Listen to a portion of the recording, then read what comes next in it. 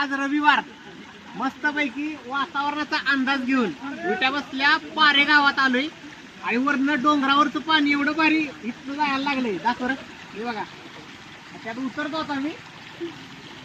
हा खतरनाक एकदम.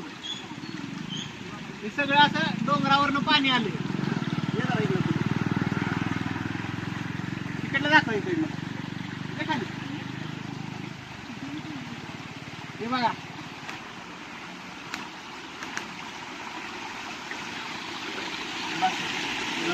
हे बघा पाणी कसलं भारी बघा. आणि ते सरळ या तलावाला पाणी जाते पुढं. हे बघा